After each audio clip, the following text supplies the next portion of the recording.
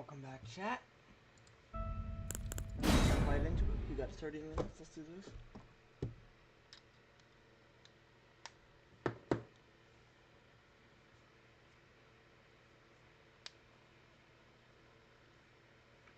All right, boys.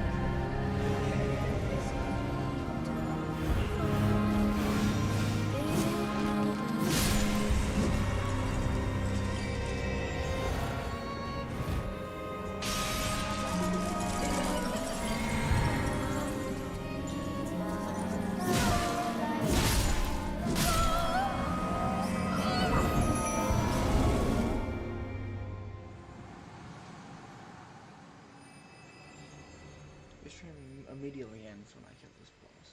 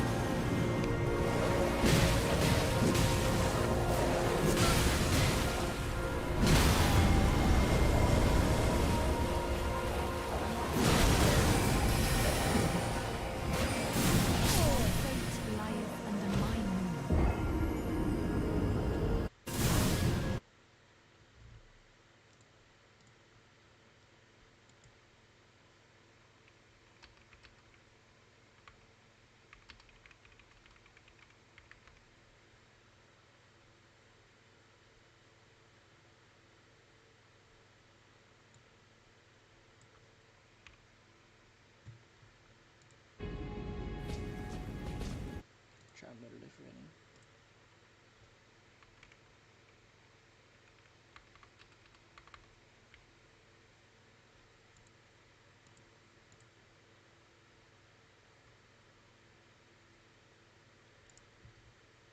Howdy guys, welcome to the video for Elden Ring. My name is VintusSGN. In this video, I'm going to give you a few pointers for the Rhea Lucaria boss fight with Rennala. There are two phases to this fight and both can be a real pain. Before I get to that though, if you like Elden Ring, subscribe to this channel and like the video. If you have any questions, please feel free to leave them in the comments. Alright, so the first tip I can give you for this fight is to wear light clothing that brings up your magical defense. You're going to need to do a lot of quick roll dodging in this fight using my method, and having protection from her attack is kind of a no-brainer. The next tip I can give you is to use a weapon that lunges a bit because she backs up a lot in this fight. I ended up using the rapier I got from Roger. I made it a plus 13 and it literally carried in this fight. If you don't have this rapier, please see my video on where to go after Godric for full details on how to get the rapier.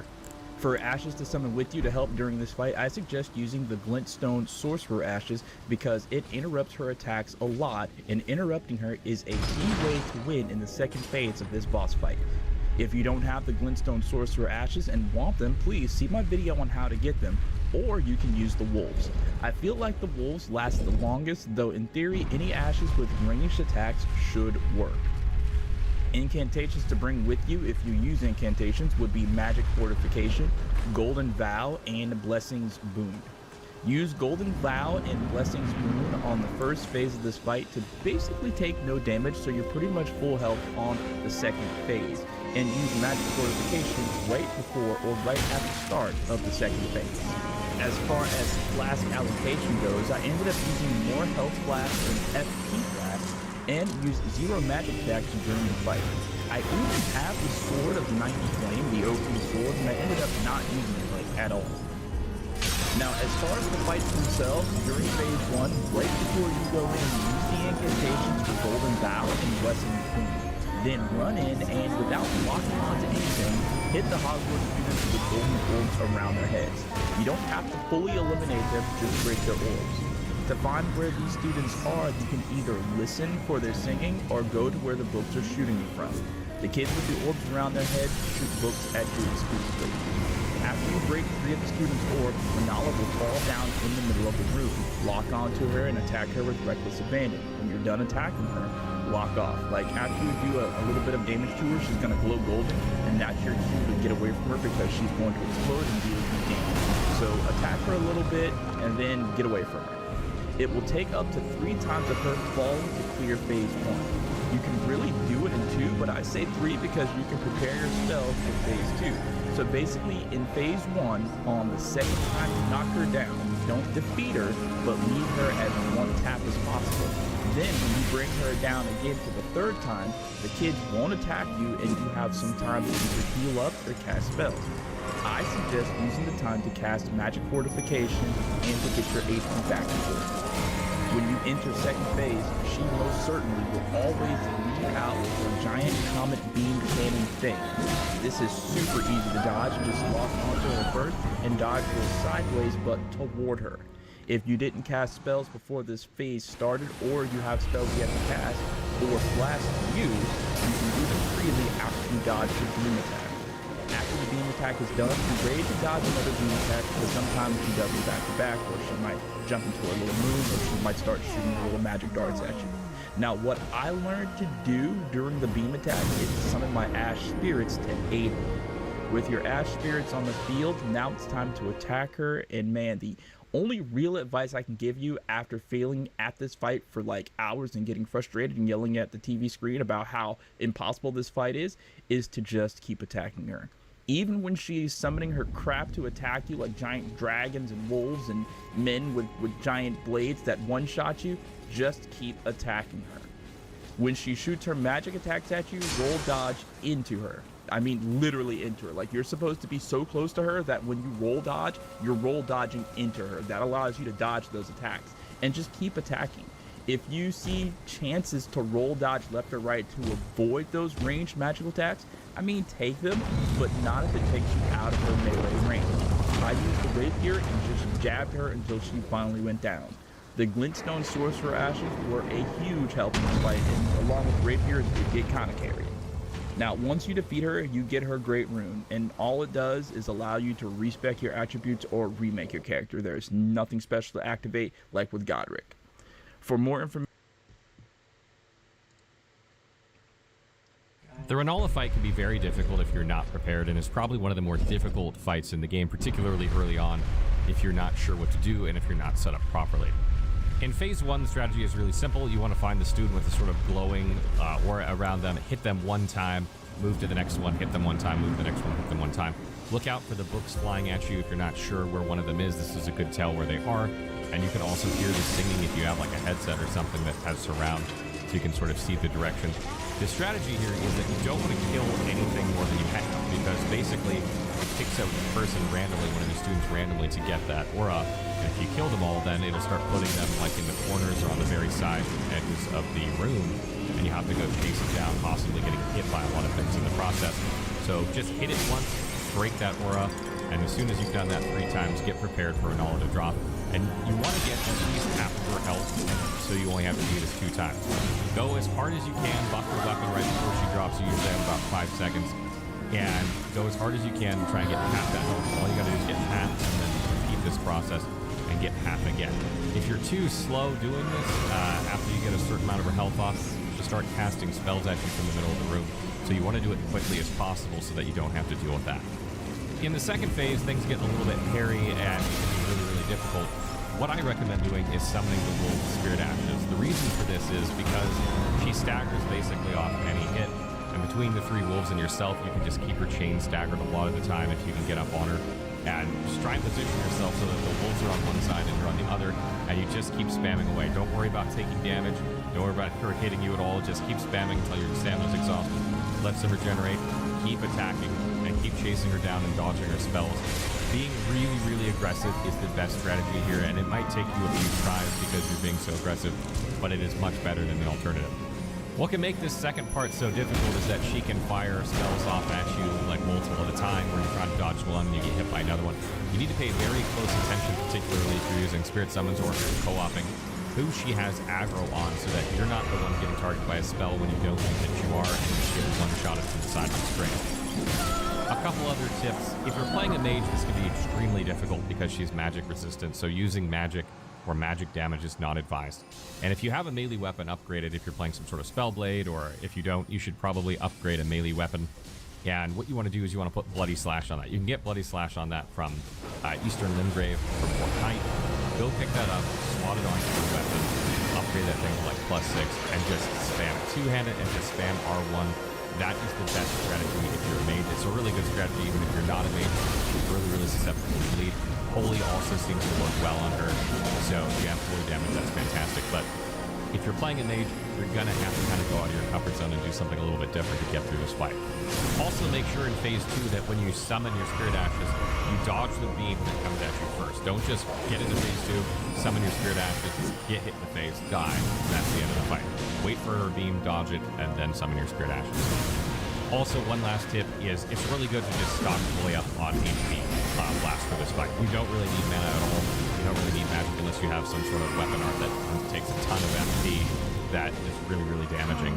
You can just stack health blast, that way you can survive. And this really helps if you're co-oping as well, because if you're a cooperator and you get summoned, you're gonna have half your health blast. So if you have like 6 or something, that'll give you 3. 3 is better than 2. So stack health blasts.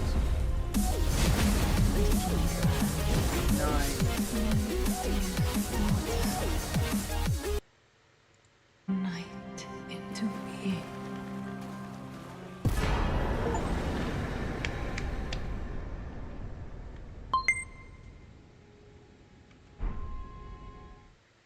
Nice.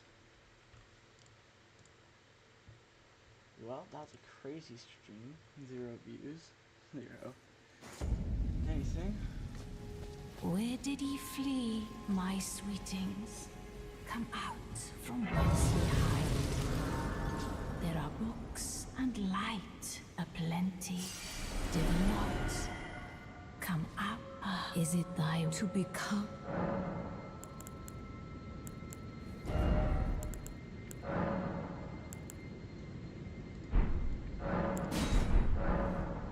Be not alarmed. I would burn.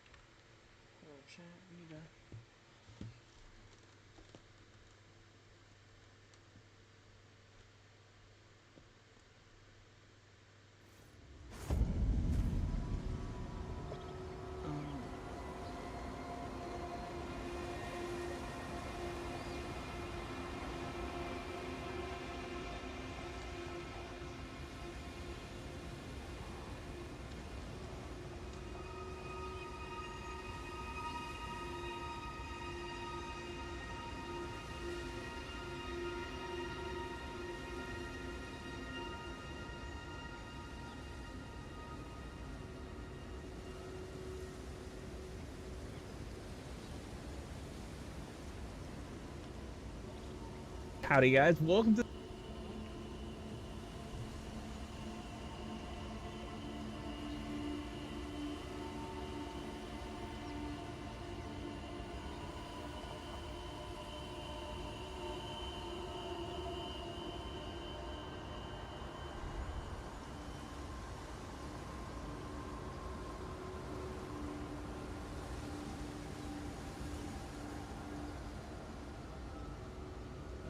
So you want to fight?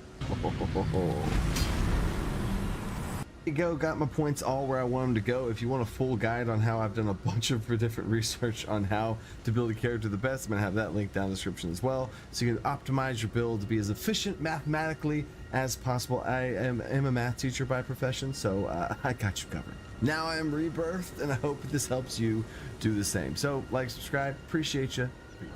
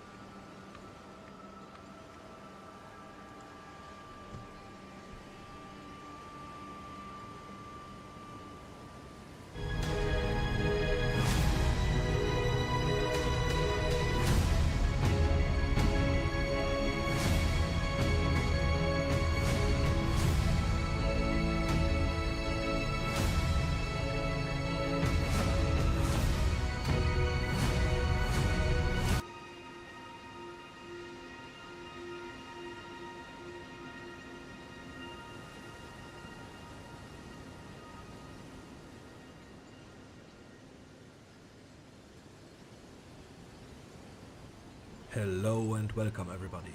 The Samurai is one of the most popular and efficient starter classes in Elden Ring.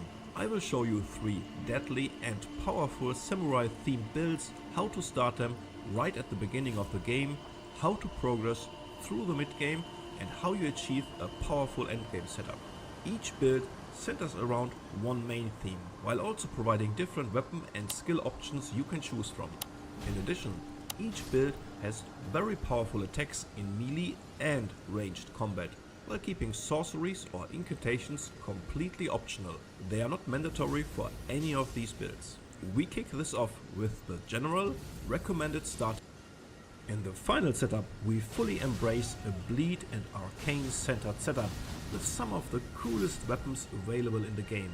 This samurai can also spice things up with some nasty dragon incantations for the extra push in difficult situations. At the beginning you follow Kenneth Hyde's questline and kill the knight at the top of his castle. This rewards us with Bloody Slash, a very powerful early game skill. Don't forget to also collect the recipe for blood grease here. Put this on your Uchikatana and invest some points in arcane alongside dexterity. Again, buy some flame arrows to keep your starter bow deadly throughout the early game, and collect the Dragon Communion Seal by pushing through the first half of Fringe Folk's Hero's Grave. Don't worry, once you get the hang of it, you can really rush to the location and the fight is not that hard. If you have killed Grey Roll, then you have already access to various Dragon Breath spells. Especially the Rotten Breath skill is very useful in boss fights, although it was slightly nerfed recently. But in general, this is optional, because you then need to invest some points into faith, which will spread your stats and might not be something you want or need to do in the early game. You can totally stick to your bow and bloody slash for now, and save the Dragon Communion incantations for the mid or late game. In the mid game, you will get access to the incredible twin blade Eleanor's Pole Blade. This thing is super powerful in applying bleed with its rapidly hitting weapon art that also has a very useful follow-up to get you out of harm's way. After you reach the Black Wet Blade, a double Uchi-Katana setup, which can be set both to bleed or one to bleed and one to frost, is also a nice mid-game variant. A cross Naginata with Bloody Slash or Phantom Slash set to the bleed affinity is also possible. And finally, in the end game, you again collect the Ronin's armor. Much more important, you lay your hands on the infamous River of Blood, maybe the best bleed weapon in the game. You can also collect Swarm of Flies, which is still a very powerful bleed incantation. For bleed resistant enemies, you could keep the Regalia of Echo Aid and the Dragon Communion incantations ready. Here are your stats and talismans for level 50, 100 and 150. Overall, a more focused build centered around bleed build up. It sometimes has to deal with bleed resistant enemies. For these occasions, you might want to keep a backup as described before. But bleed is overall one of the strongest abilities in the game, and you have access to some of the best and coolest weapons.